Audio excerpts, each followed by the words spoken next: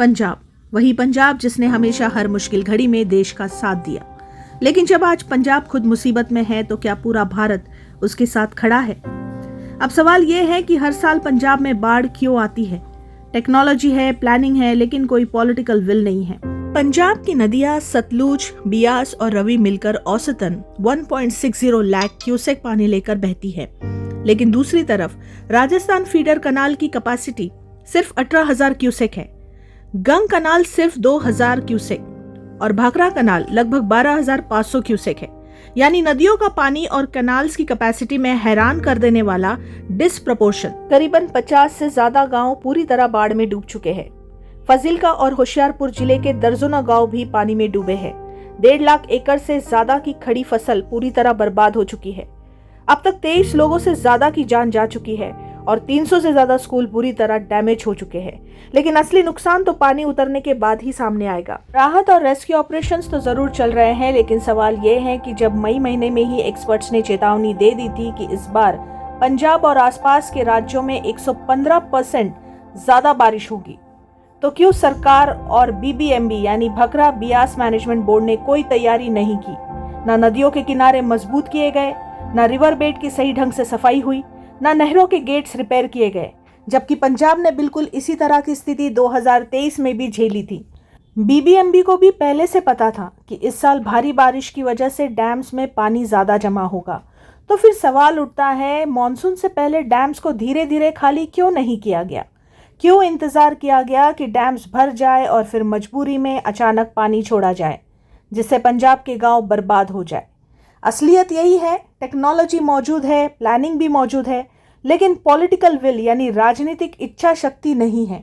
और इसी वजह से पंजाब हर साल डूबता है, तबाही झेलता है और फिर वही पुराना बहाना सुनने को मिलता है, अनप्रेसिडेंटेड रेनफॉल। लेकिन सच ये है कि ये अनप्रेसिडेंटेड नेग्लिजेंस है। जब डेजर्ट की तरफ कनाल्स मौजूद है तो क्या पानी वहां डाइवर्ट करके फ्लड रोका जा सकता था? सिद्धांत में हाँ, लेकिन प्रैक्टिकली नहीं, क्योंकि कनाल्स एक बार में इतना एक्सेस पानी संभाल ही नहीं सकती।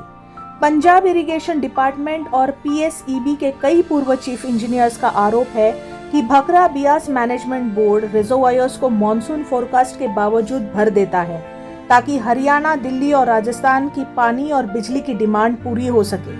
लेकिन इसका नतीजा ये होता है कि पंजाब में रिजर्वायर्स ब्रीम तक भर जाते हैं और पानी छोड़ने पर फ्लड आना तय होता है। अगर अभी भी वाटर रिलीज किया जाए तो सीधा असर फिरोजपुर, मुक्तसर, फाजिल्का और फरीदकोट जैसे जिलों पर पड़ेगा, क्योंकि कनाल 100 किलोमीटर से ज्यादा पंजाब से होकर राजस्थान पहुंचती है। मतलब पंजाब को डुबोकर ही डेजर्ट तक पानी पहुंचता है। असल सच्चाई ये है कि फ्लड नेचुरल कोर्स से ही प्रिवेंट हो सकता था, अगर नदियों के रास्तों को खुला छोड़ा जाता और टाइमली पानी छोड़ा जाता। लेकिन हर साल वही एक्सक्यूज मिलता है, अनप्रेसिडेंटेड रेनफॉल। पंजाब जो खुद अपने हिस्से का पानी तक नहीं पा रहा, उससे और स्टेट ज्यादा शेयर मांगती है। राजस्थान फीडर प्रोजेक्ट डेजर्ट में पानी डाल रहा है, पर फ्लड कंट्रोल के नाम पर प्रैक्टिकली फेल है। आज की असली ट्रेजेडी यही है, फ्लड कंट्रोल के लिए पंजाब को बजट तक एलोकेट नहीं होता, जबकि ये देश का सबसे फ्लड हिट स्टेट है।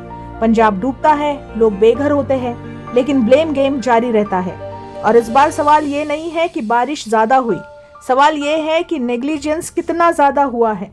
एक्सपर्ट्स कहते हैं कि पंजाब में बार बार फ्लड्स आने की सबसे बड़ी वजह है क्लाइमेट चेंज और इंसानी लापरवाही। बारिश पहले भी होती थी, लेकिन अब कम वक्त में क्लाउड बर्स्ट जैसी भारी बारिश होने लगी है। और ऊपर से हमारी नदियां सतलुज, ब्यास, रावी, उन पर बने पुराने डैम्स और बैरेजेस समय पर रिलीज प्लान फॉलो नहीं करते। दूसरी वजह यह है कि इलीगल माइनिंग और नदी का रास्ता रोकना। सैंड माइनिंग ने नदियों की गहराई कम कर दी और जब पानी बढ़ा तो वो खेत खलियानों और गांव में घुस गया। अर्बनाइजेशन का भी बड़ा रोल है। जहां कभी खेत और जंगल पानी सोख करते थे, वहां अब कंक्रीट की इमारतें और कॉलोनीज खड़ी है। मतलब पानी के पास जाने का रास्ता ही नहीं बचा। और सबसे ज्यादा दुख की बात यह है कि सरकारें हर साल रिलीफ फंड और अनाउंसमेंट्स तो करती हैं, लेकिन फ्लड मैनेजमेंट पॉलिसी कभी ग्राउंड लेवल पर लागू नहीं होती। ना प्रॉपर ड्रेनेज सिस्टम है, ना एडवांस वार्निंग सिस्टम। नतीजा यह है कि पंजाब जैसे राज्य जिसने हर विपत्ति में देश का साथ दिया है, आज जब खुद मुसीबत में है तो उसके साथ खड़ा होने वाला कोई नहीं दिखता। ये वही पंजाब है जिसने देश को अन्न दिया, सैनिक दिए और हर आपदा में आगे खड़ा रहा। लेकिन जब खुद संकट में है तो ना दिल्ली खड़ा है ना कोई और। क्या भारत को ऐसा ही रहना है, जहां पंजाब की मिट्टी तो पूरे देश का पेट भरे, लेकिन उस मिट्टी का अपना घर पानी में डूबा रहे? पंजाब वही धरती है जिसने हर संकट में देश को संभाला है, चाहे 1947 का पार्टीशन हो, 1965 से 71 के युद्ध हो या 1984 की त्रासदी। इस मिट्टी ने हमेशा भारत का साथ दिया है और यही वक्त है जब पूरे देश को मिलकर पंजाब की आवाज बनना होगा, क्योंकि जिसने हमेशा देश को थामे रखा, आज उसे देश के सहारे की सबसे ज्यादा जरूरत है। अब आपसे सवाल है, क्या कभी देश भी पंजाब का सहारा बनेगा? अपने विचार कमेंट करके बताइए। Thank you for watching. जय हिंद।